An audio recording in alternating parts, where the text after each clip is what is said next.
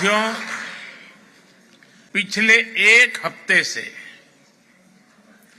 भारत के मीडिया में आप ही लोग छाए हुए हैं।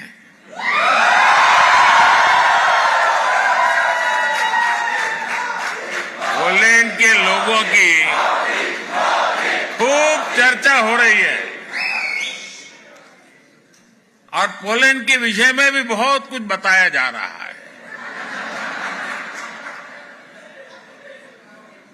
और एक हेडलाइन और भी चल रही है और मीडिया में बताया जा रहा है कि 45 साल बाद भारत का कोई प्रधानमंत्री पोलैंड आया है।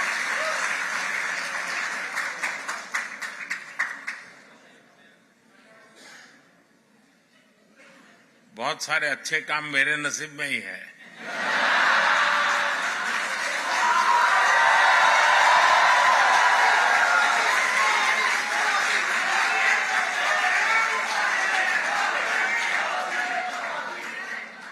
कुछ महीने ही पहले मैं ऑस्ट्रिया गया था। वहां भी 4 दशक बाद भारत का कोई प्रधानमंत्री वहां पहुंचा था।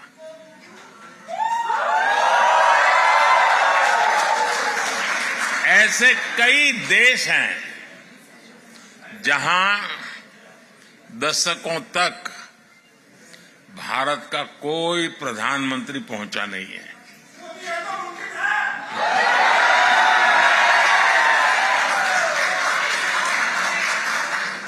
लेकिन अब परिस्थितियां दूसरी है। दशकों तक भारत की नीति थी कि सारे देशों से समान दूरी बनाए रखो। आज के भारत की नीति है सारे देशों से समान रूप से नजदीकी बनाओ।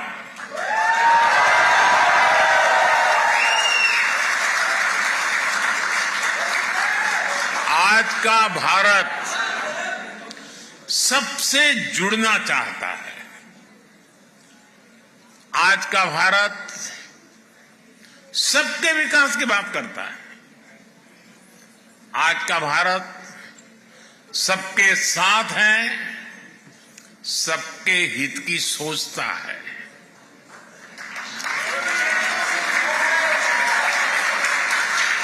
हमें गर्व है कि आज दुनिया भारत को विश्व बंधु के रूप में सम्मान दे रही है। आपको भी यहां यही अनुभव आ रहा है ना? मेरी जानकारी सही है ना? साथियों, हमारे लिए ये जियो पॉलिटिक्स का नहीं है, बल्कि संस्कारों का, वैल्यूज का विषय है। जिनको कहीं जगह नहीं मिली, उनको भारत ने अपने दिल और अपनी जमीन दोनों जगह स्थान दिया है।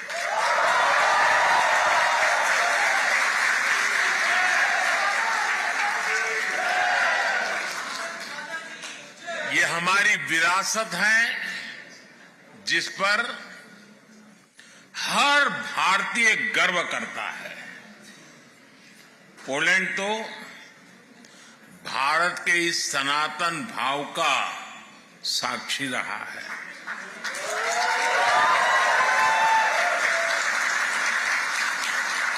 हमारे जाम साहब को आज भी पोलैंड में हर कोई दोबरे यानी गुड महाराजा के नाम से जानता है।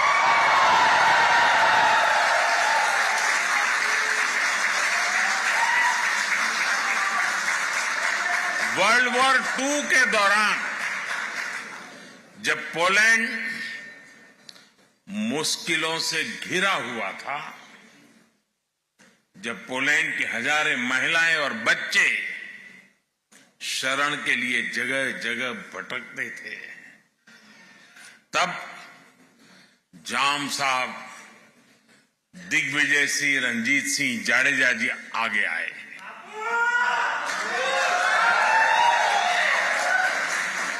उन्होंने पुलिस महिलाओं और बच्चों के लिए एक विशेष कैंप बनवाया था। जाम साहब ने कैंप के पुलिस बच्चों को कहा था, जैसे नवानगर के लोग मुझे बापू कहते हैं, वैसे ही मैं आपका भी बापू हूं। साथियों, मेरा तो जाम साहब के परिवार से काफी मिलना जुलना रहा है। मुझ पर उनका अपार स्नेह रहा है। कुछ महीने पहले भी मैं वर्तमान जाम साहब से मिलने गया था। उनके कमरे में पोलैंड से जुड़ी एक तस्वीर आज भी है और मुझे ये देखकर अच्छा लगता है कि जाम साहब के बनाए रास्ते को पोलैंड ने आज भी जीवंत रखा है।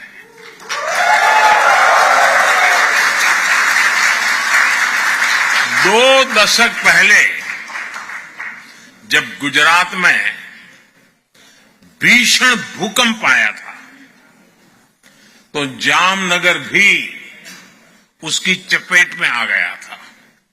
तब पोलैंड सबसे पहले मदद के लिए पहुंचने वाले देशों में से एक था।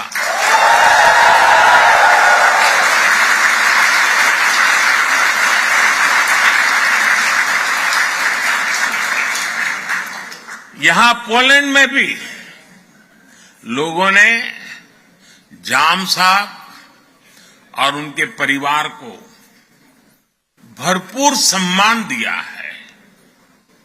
ये प्यार वॉर्सो में गुड महाराजा स्क्वायर में साफ साफ दिखता है।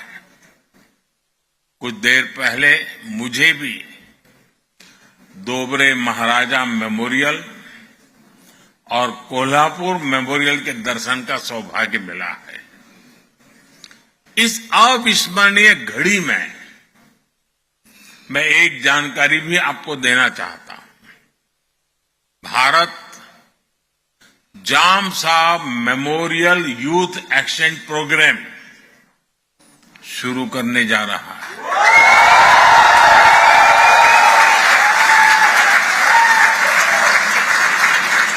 इसके तहत भारत 20 पोलिश युवाओं को हर साल भारत आने के लिए आमंत्रित करेगा।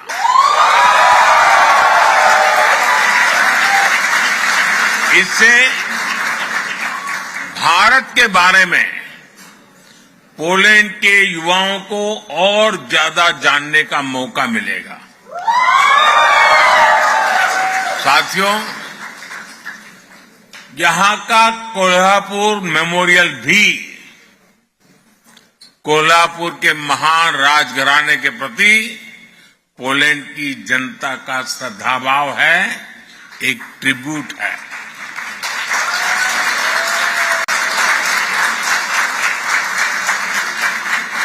महाराष्ट्राच्या नागरिकांच्या आणि मराठी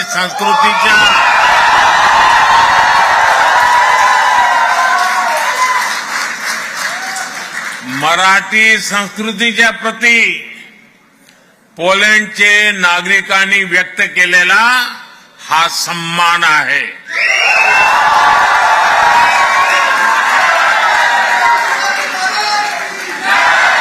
मराठी संस्कृतीत मानव धर्म आचरणाला सर्वात अधिक प्राधान्य आहे। छत्रपति शिवाजी महाराज की प्रेरणा से कोल्हापुर की रॉयल फैमिली ने वलीवड़े में पोलैंड की महिलाओं और बच्चों को शरण दी थी।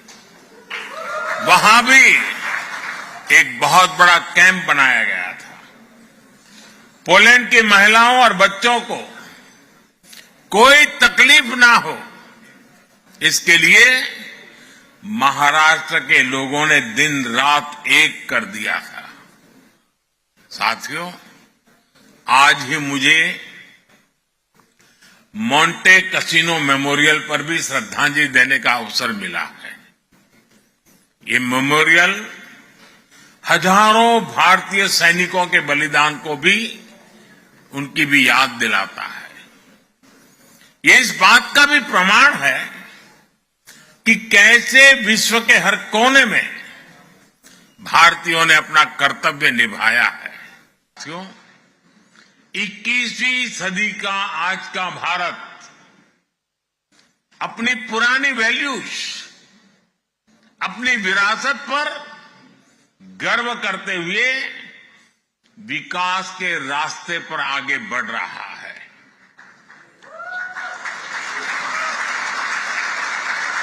आज दुनिया भारत को उन खूबियों के कारण जानती है जिसे भारतीयों ने सारी दुनिया के सामने साबित करके दिखाया है। हम भारतीयों को एफर्ट्स, एक्सीलेंस और एम्पैथी के लिए जाना जाता है।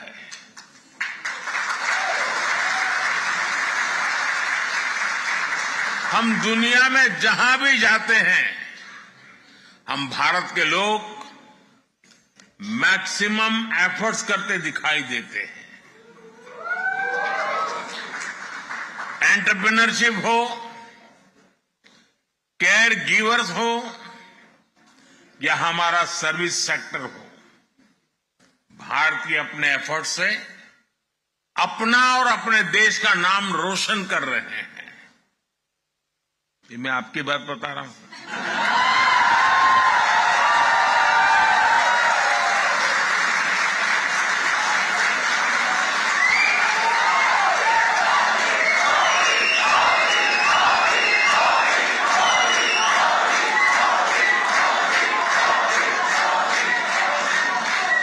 आपको लगता होगा कि मैं किसी तीसरे देश की बात कर रहा हूं।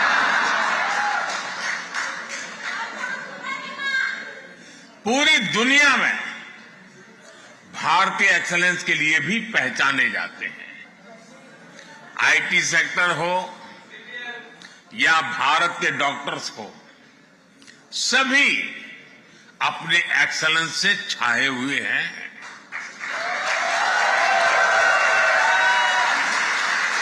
साथियों, भारत बुद्ध की विरासत वाली धरती है।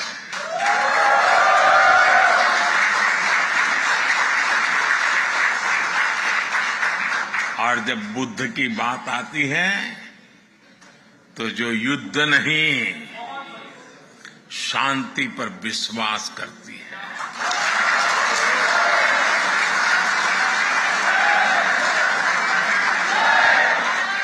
और इसलिए भारत इस रीजन में भी स्थायी शांति का एक बड़ा पैरोकार है।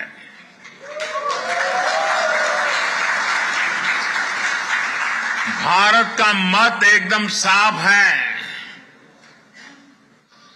ये युद्ध का युग नहीं है।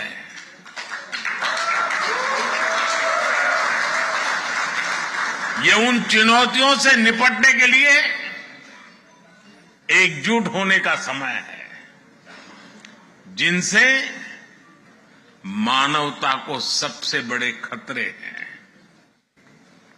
इसलिए भारत डिप्लोमेसी और डायलॉग पर बल दे रहा है। साथियों, जिस प्रकार आपने यूक्रेन में फंसे हमारे बच्चों की मदद की, वो भी हम सभी ने देखा है।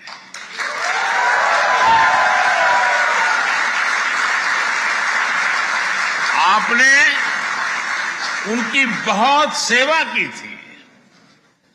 आपने लंगर लगाए, आपने अपने घर के दरवाजे खोले, अपने रेस्तरां खोल दिए। पोलैंड की सरकार ने तो वीजा जैसे बंधनों को भी हमारे स्टूडेंट्स के लिए हटा दिया था।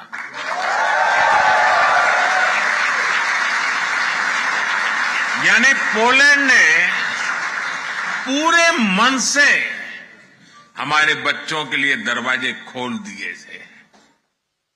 आज भी जब मैं यूक्रेन से लौटे बच्चों से मिलता हूं तो वे पोलैंड के लोगों की और आपकी खूब प्रशंसा करते हैं।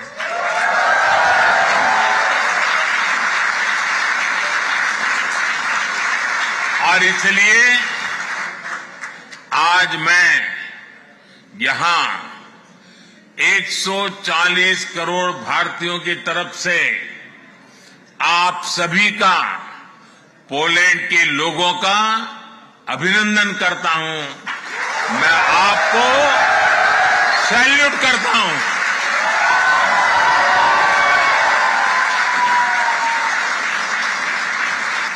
साथियों, भारत और पोलैंड के समाज में अनेक समानताएं हैं। एक बड़ी समानता हमारी डेमोक्रेसी की भी है। भारत मदर ऑफ डेमोक्रेसी तो है ही, एक पार्टिसिपेटिव और वाइब्रेंट डेमोक्रेसी भी है।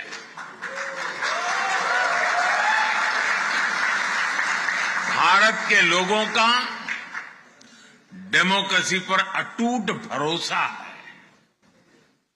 ये भरोसा हमने हाल के चुनावों में भी देखा है।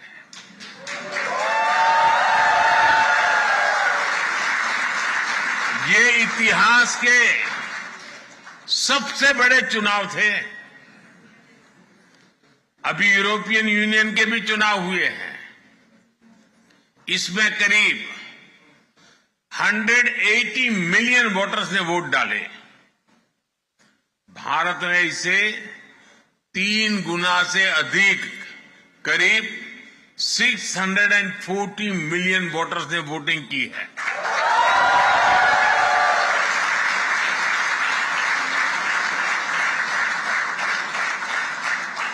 भारत के इन चुनावों में हजारों पॉलिटिकल पार्टी ने हिस्सा लिया।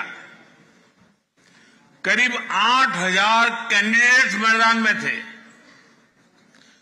5 मिलियन से ज्यादा वोटिंग मशीन्स, 1 मिलियन से ज्यादा पोलिंग स्टेशंस, 15 मिलियन से ज्यादा कर्मचारी। इस स्केल का मैनेजमेंट, इतनी एफिशिएंसी और चुनाव पर इस लेवल का ट्रस्ट, ये भारत की बहुत बड़ी ताकत है।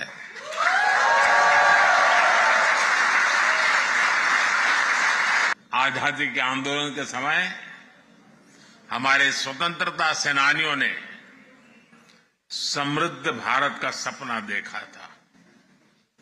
आज हर भारतीय उस सपने को साकार करने के लिए जी तोड़ मेहनत कर रहा है। भारत ने लक्ष्य तय किया है कि 2047 तक खुद को भारत, विकसित भारत बनाने का संकल्प लेकर के हमारा देश आगे बढ़े।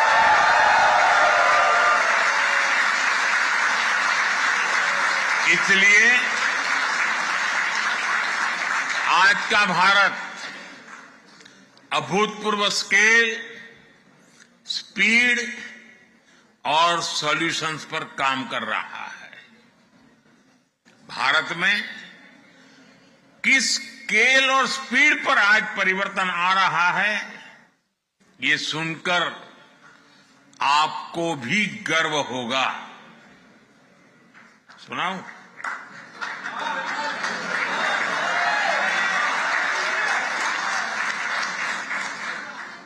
भारत में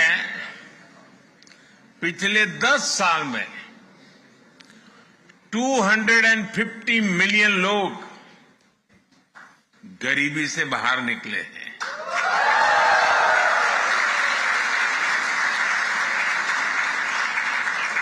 और 250 मिलियन मतलब ये संख्या फ्रांस, जर्मनी और यूके की टोटल पॉपुलेशन से भी ज्यादा है।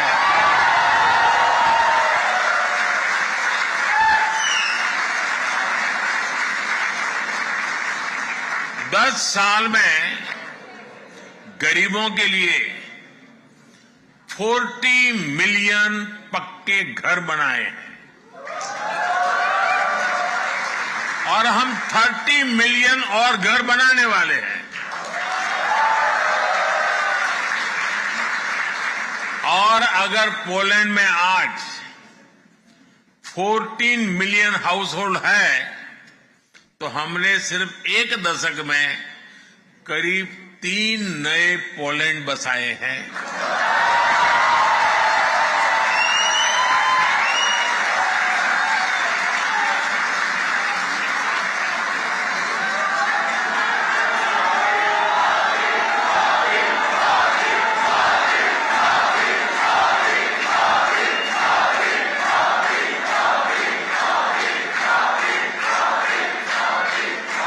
फाइनेंशियल इंक्लूजन को तो हम नेक्स्ट लेवल पर ले गए हैं। 10 साल में भारत में 500 मिलियन जनधन बैंक अकाउंट्स खुलवाए हैं। ये संख्या पूरे यूरोपियन यूनियन की पॉपुलेशन से ज्यादा है।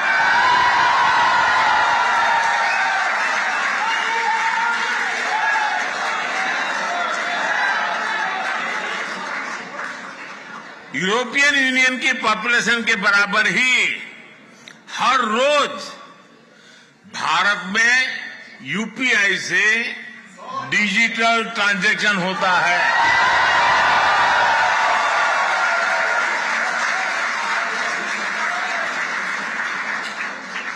यूरोपियन यूनियन की कुल आबादी से ज्यादा भारतीयों को सरकार 5 लाख रुपए का फ्री हेल्थ इंश्योरेंस देती है।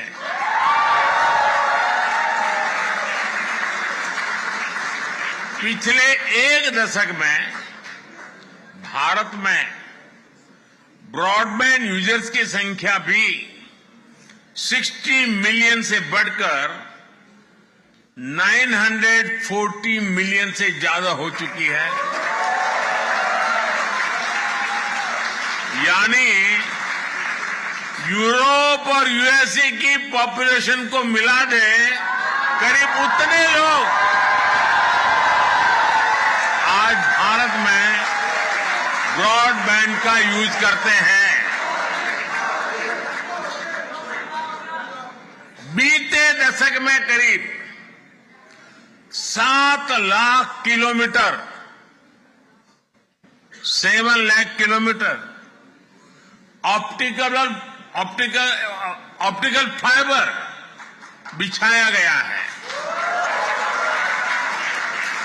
ये हमारी पृथ्वी के चारों ओर 70 बार चक्कर लगाने जितना है।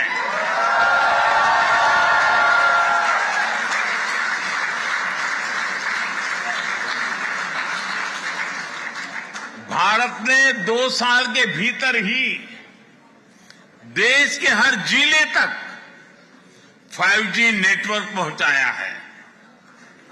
अब हम made in India 6G network पर काम कर रहे हैं।